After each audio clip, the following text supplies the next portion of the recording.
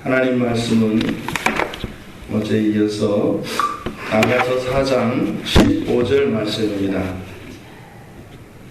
아가서 4장 15절 말씀 우리 같이 한 목소리로 함께 읽겠습니다. 너는 동산의 샘이요 생수의 우물이요 레바논에서부터 흐르는 시내로구나. 아멘. 12절에서 술람미 여인에 대하여 나타났던 비유와 15절에서 나타나는 비유 사이에 변화가 생깁니다. 12절은 잠근 동산, 덮은 우물, 봉한 샘, 점점점 좁혀지지요. 넓은 장소에서 작은 개념으로. 그런데 지금 15절에서는 이제는 반대로 샘에서 우물로 시내로 확장되어져 갑니다. 지금 여기에서 나타내고자 하는 것은 바로 우리 그리스도인들 안에 있는 이 사랑의 원리, 이 사랑이 무엇인지에 대하여 그 사랑의 특징을 가르쳐주고 있는데요.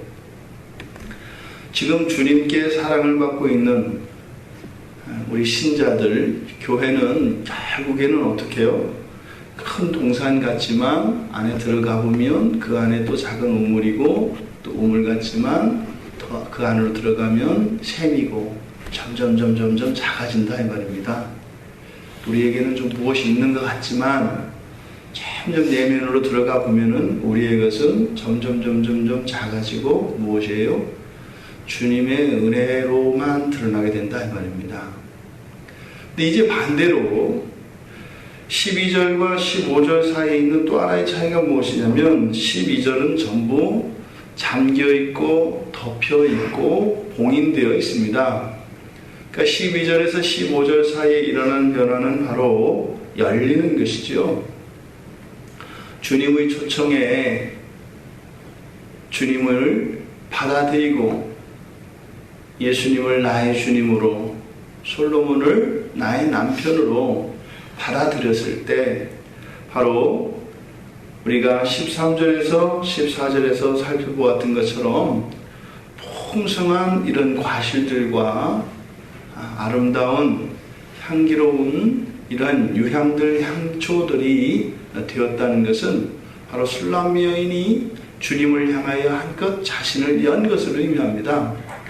그랬을 때 이제 사랑은 주님으로부터 한 개인에게 주어졌던 이런 관심과 그 사랑이 확장되어져 가는 것을 우리가 보게 돼요. 동산의 샘에서 우물로 그리고 시내로 커갑니다. 이것은 마치 주님의 그 사랑을, 주님을 영접한 그 신자의 내면 속에서 일어나는, 다시 말하 신자의 내면에 있는 그 순결과 사랑을 헌신하였을 때 바로 이 사랑이 이제는 거꾸로 샘이 우물이 되고 시내가 되어 흘러가는 것이라고 지금 표현하고자 하는 것입니다. 주님이 오심으로 오염되지 않은 순결한 동산의 샘에서 샘물이 솟아납니다. 그리고 그 샘 둘레에 정갈한 돌들로 둘러싸여 우물을 이루고 그 우물을 차고 넘쳐 생수가 흘러가게 됩니다. 그 생수가 이제는 온 대지를 적시며 광야를 지나가는 시내가 되고 강이 된다는 뜻입니다. 여기에서 우물과 시내는 복수로 나타냅니다. 우리들이 이사야서 43장 19절 말씀을 전반절과 하반절로 우리가 오기 이전의 교회와 또 저희들의 교회가 함께 섬겼는데, 함께 믿고, 마치 여기서 일어나는 일들이 바로 광야에서 주님께서 내시는 그 강들로 연결이 된다 이 말입니다. 그 시내 하나가 아니라 시내들로 본문에 나타나거든요.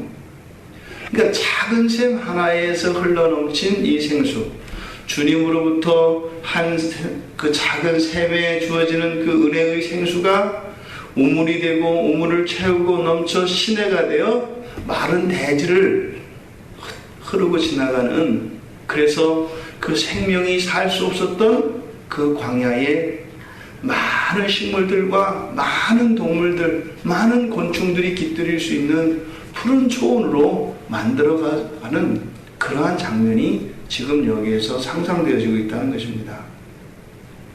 한 교회의 순결과 이러한 사랑의 헌신을 통해서 이런 마른 대지가 생명이 넘쳐나는 푸른 초장으로 변하는 구원의 신비를 이 사랑의 확장을 통하여 나타내고 있는 것입니다.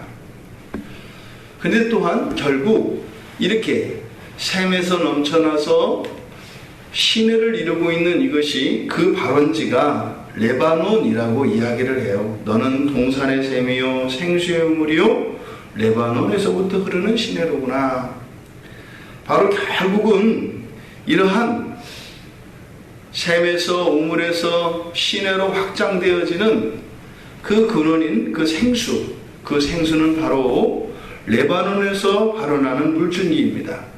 이 레바논은 흰산이라는 뜻을 가지고 있고 솔로몬 성전에 쓰였던 그 백향목의 주산지라고 이전에 말씀을 드렸습니다. 그런데 이 레바논이라고 하는 것은요, 아주 천연적인 요새의 지형을 가지고 있습니다. 앞으로는 바다가 있고 뒤로는 이 레바논 산맥에 둘러싸여 있는 곳이기 때문에, 그래서 이거는 뭐 현대사, 근대사에 이르기까지 이 레바논에 대하여 많은 나라들이 탐을 내는 곳입니다. 그래서 이 레바논은 또한 젖과 꿀이 흐르는 물산이 풍부한 곳입니다. 그래서 이러한 모든 은혜와 하나님의 보호의 원천을 나타내기 때문에 지금 여기에서는 바로 주님을 뜻합니다.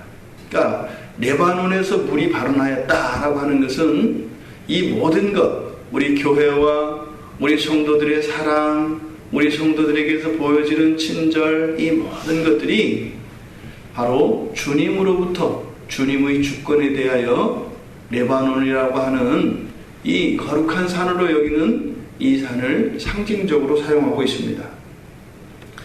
그래서 지금 12절과 15절을 비교해서 보았을 때 여기에 이런 수사적 구조가 앞서 살펴보았던 것처럼 샘과 우물과 시내라고 하는 점층법을 사용하여서 점점 커가는 물줄기를 나타냅니다.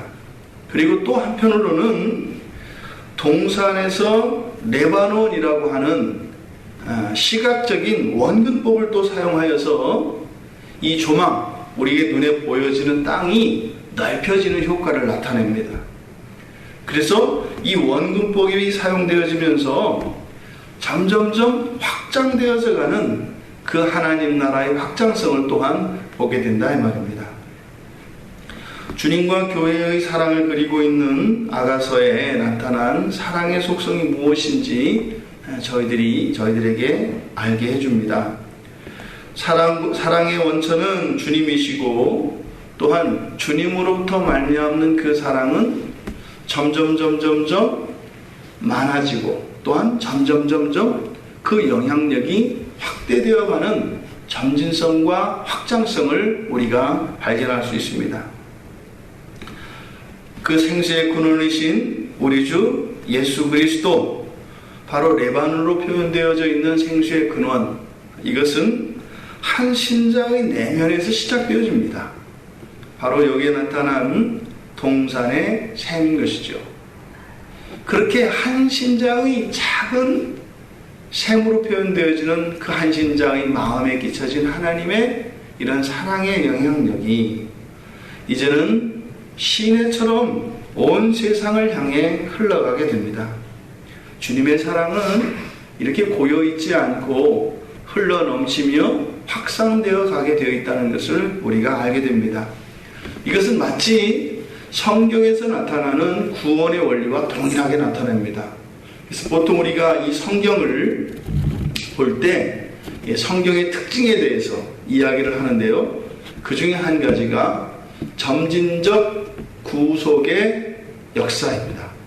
무슨 말이냐면 성경에 나타난 이 구원의 경륜들을 보면 한 개인으로 시작해서 이것이 한 가정으로, 그리고 이것이 한 민족과 국가로, 더 나아가 온 인류에서 우주로 확장되어져 갑니다.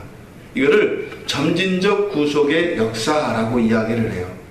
성경에 기록된 원리가 그렇습니다. 바로 이 사랑도 한 개인, 한 신자의 내면에서 시작되어진 이 사랑이 우물을 이루고 시내를 이루어 사방팔방으로 마른 대지로 흘러가는 것을 우리가 보게 됩니다. 바로 이것이 그리스도교와 다른 종교와의 차이점입니다. 다른 종교들은 어디로 가요? 점점 내면화되어지고 좁혀져서 한 개인, 자기 자신의 신화에 이르게 됩니다. 무슨 말이냐면 나 하나의 구원, 나 하나의 완전함을 추구하게 되어 있다 이 말입니다. 그런데 우리 그리스도교는요, 나 하나의 구원이 너무 중요합니다. 그런데 그것이 끝이 아니다 이 말이에요. 오히려 내가 예수 그리스도의 사랑을 확신하고 그 구원을 확신하게 되었을 때 이제는 이 사랑은 나의 담장, 나의 울타리를 터치고 이제는 세상을 향하여 확장되어져 가는 것이다 이 말입니다. 지금 이 본문에 나타나고 있는 이 사랑의 성격, 이 특성은 바로 전염성이 강한 사랑, 이것이 바로 예수 그리스도로부터 신자들에게 주어지는 사랑이라는 것을 우리에게 알게 합니다. 주님의 사랑은 긍정적인 의미에서 전염병과 같습니다.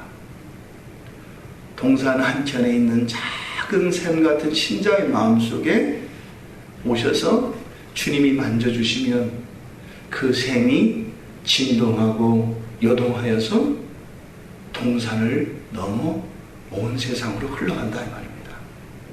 이게 신약 성경에 나와 있는 제자들의 삶의 이야기죠.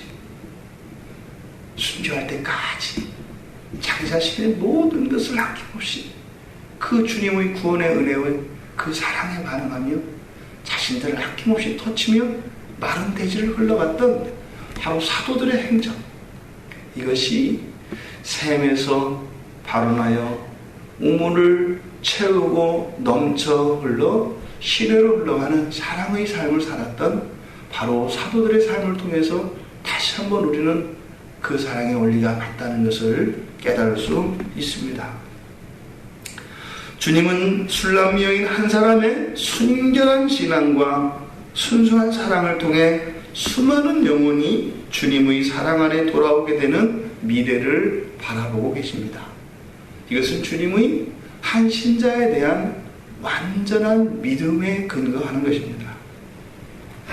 그래서 그리스도인의 신앙과 순결은 결코 개인적인 문제가 아닙니다.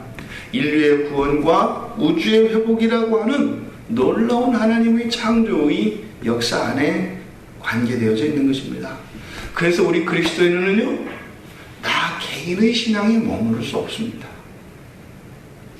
우리에게 주어진 구원과 우리에게 주어진 사랑은 우리 안에 가두어둘 수 있는 그런 것이 아니기 때문입니다.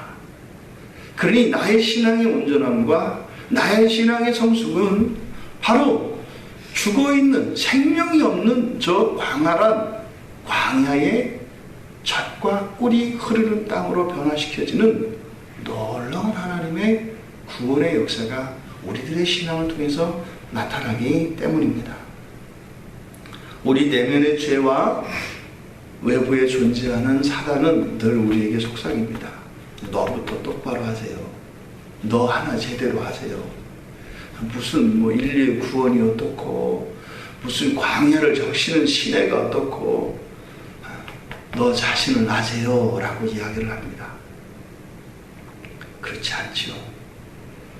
우리가 우리 안을 들여다보았을 때 끊임없이 발견되어지는 연약함들과 불완전한 이것들은 하나님의 은혜의 근거인 것이지, 우리가 좌절하고 세상을 바라보지 못하고 우리의 내면을 집중하게 하는 것이 되어서는 안 된다 이 말입니다. 늘 작은 샘에 불과한 나, 하나님 앞에서 너무나 취약하고 절대적으로 무력화되어진 나 자신에 대한 존재를 겸손함으로 인정하는 데까지 필요합니다.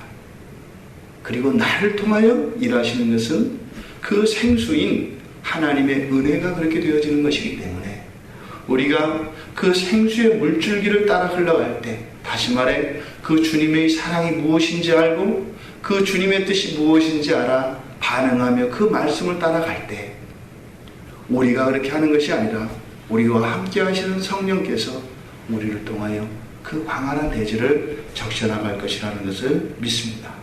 그래서 우리가 부족함에도 우리에게는 여전히 죄가 있고 하나님 아버지 앞에 부끄러울 수밖에 없지만 그리스도의 의로 말미암아 거룩하게 된 우리를 통하여 하나님의 사랑을 흘려보내 주시기 때문에 그 사랑을 통하여 온 세상을 하나님이 기뻐하시는 하나님 나라로 완성시켜 가시는 하나님의 구원을 우리가 바라보고 믿을 수 있는 것입니다. 이 한날이 여러분 작은 샘으로 고여져 있는 일상이 아니라 시내가 되어서 온 대지를, 여러분의 가족과 이웃들을 주님의 사랑과 은혜로 적시는 복된 여러분들의 한날이 되시기를 주님의 이름으로 축원드립니다.